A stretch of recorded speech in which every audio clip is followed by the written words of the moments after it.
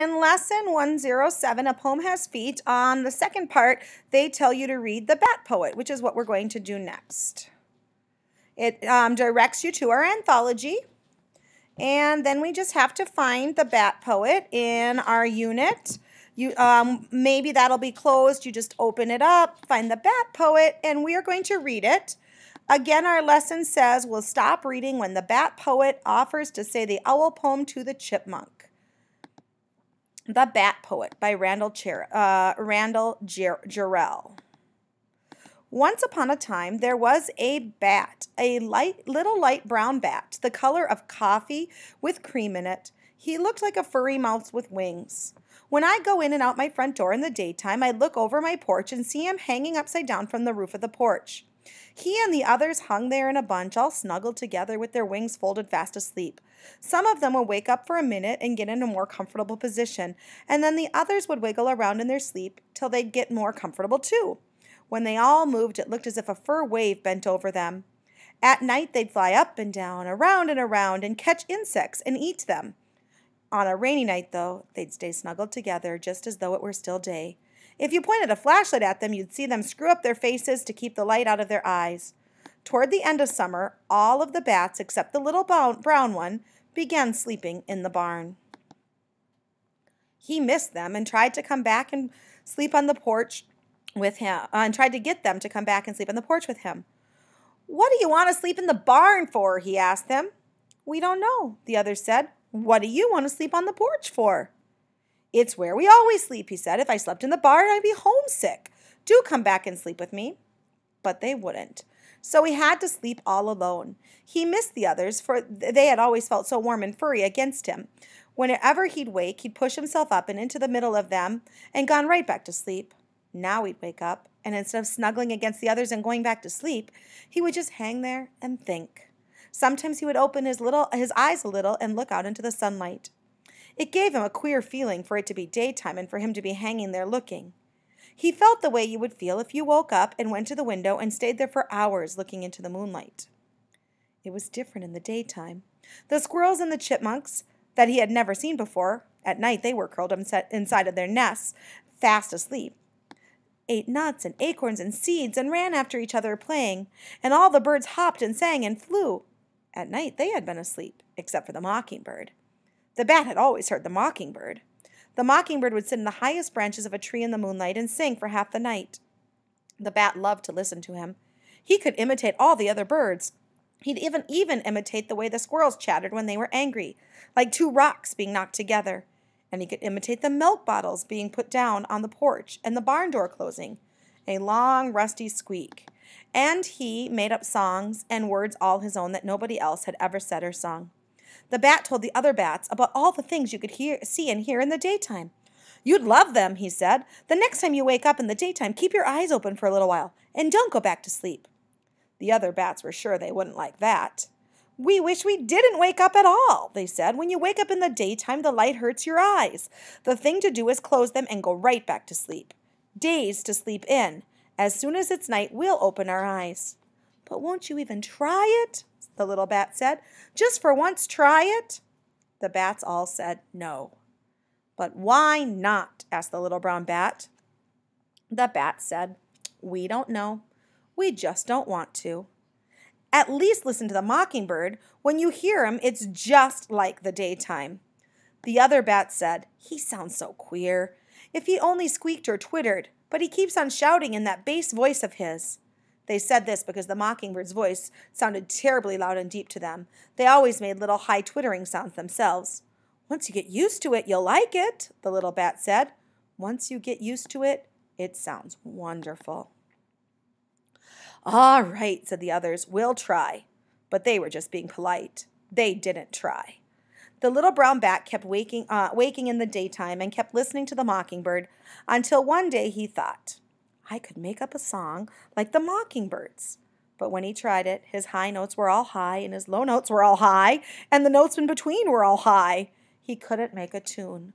So he imitated the mockingbird's words instead. At first his words didn't go together. Even the bat could see that they didn't sound a bit like the mockingbird's. But after a while, some of them sounded beautiful. so that the bat said to himself, "If you get the words right, you don't need a tune." The bat went over and over his words until he could say them off by heart. That night he said them to the other bats. "I've made the words like the mockingbirds," he told them, "so you can tell what it's like in the daytime."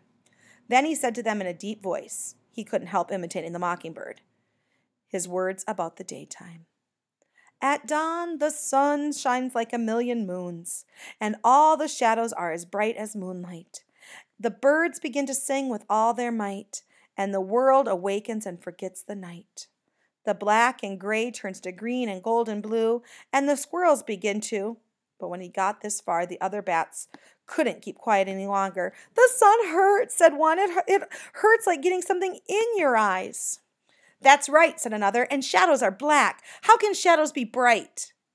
And another one said, "What's green and gold and blue? When you say things like that, we don't know what you mean." "And it's just not real," the first one said. "When the sun rises, the world goes to sleep."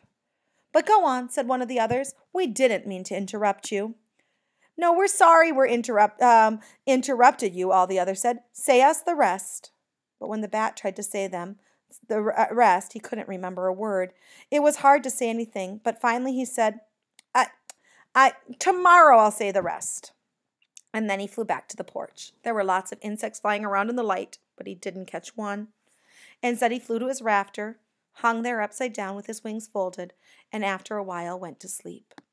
But he kept on making poems, like the mockingbird, only he didn't say them to the bats. One night he saw a mother possum, with all her little white baby possums holding tight to her, eating the fallen apples under the apple tree. One night an owl swooped down on him and came so close he'd have caught him if the bat hadn't flown into a hole in the old oak by the side of the house. And another time, 4 squirrels spent the whole morning chasing each other up and down the tree, across the lawn and over the roof. He made up poems about them all. Sometimes the poems would make him think, "It's like the mockingbird. This time it's really like the mockingbird." But sometimes the poem would seem so bad to him that he'd get discouraged and stop in the middle, and by the next day he'd have forgotten it. When he woke up in the daytime and when he would wake up in the daytime and hang there looking out at the colors of the world, he would say the poems over to himself. He wanted to say them to the other bats, but then he would remember what had happened when he'd said them before. There was nobody for him to say his poems to.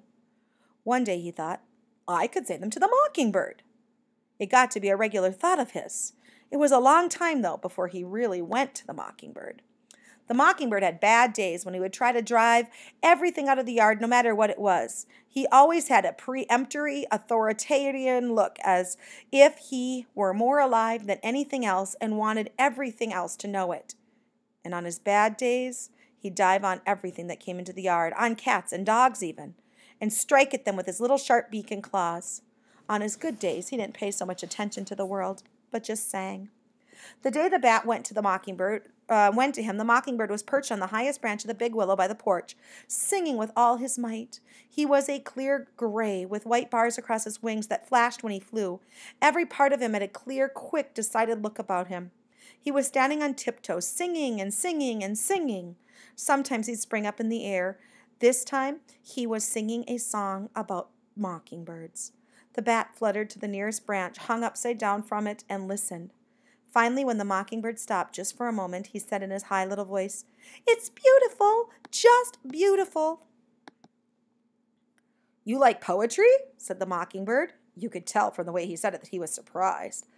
"I love it," said the bat. "I listen to you every night, every day too.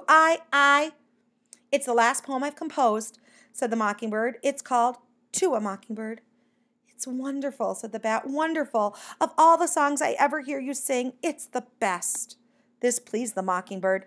Mockingbirds love to be told that their last song is the best. "I'll sing it for you again," the mockingbird offered. "Oh, please do sing it again," said the bat. "I'd love to hear it again, just love to. But when you finish, could I—" But the mockingbird had already started. He not only sang it again, he made up new parts and sang them over and over and over. They were so beautiful that the bat forgot about his own poem and just listened. When the mockingbird had finished, the bat thought, "No, I just can't say mine." Still, though, he said to the mockingbird, "It's wonderful to get to hear you. I could just listen to you forever."